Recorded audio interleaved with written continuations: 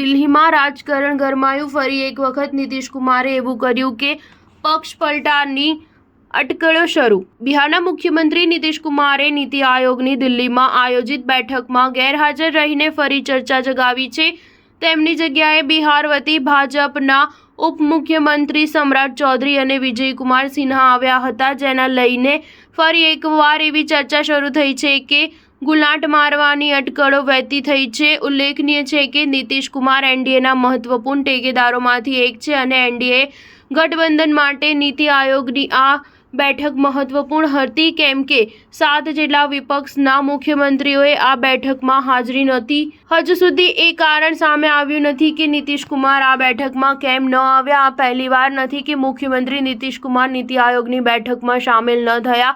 અગાઉ ઘણીવાર આવું બન્યું છે. મુખ્યમંત્રી નીતિશ કુમાર અગાઉ પણ આ પ્રકારની કોઈ બેઠકમાં જોડાયા નથી અને બિહારનું પ્રતિનિધિત્વ તત્કાલીન ઉપમુખ્યમંત્રીઓ દ્વારા જ કરવામાં આવ્યું હતું. જેડીયુના પ્રવક્તા નીરજ કુમારે જણાવ્યું કે આ વખતે પણ બંને ઉપમુખ્યમંત્રી સામેલ થયા. આ ઉપરાંત બિહારના 4 કેન્દ્રીય મંત્રી પણ આયોગના સભ્ય છે અને તે બેઠકમાં હાજર હતા. જોકે નીતિશ કુમાર કેમ ન આવ્યા તેના પર કંઈ કહી શકાય તેમ નથી. પશ્ચિમ બંગાળના મુખ્યમંત્રી મમતા બેનર્જીએ નીતિ આયોગની બેઠકને અધવચ્ચે પડતી મૂકી હતી.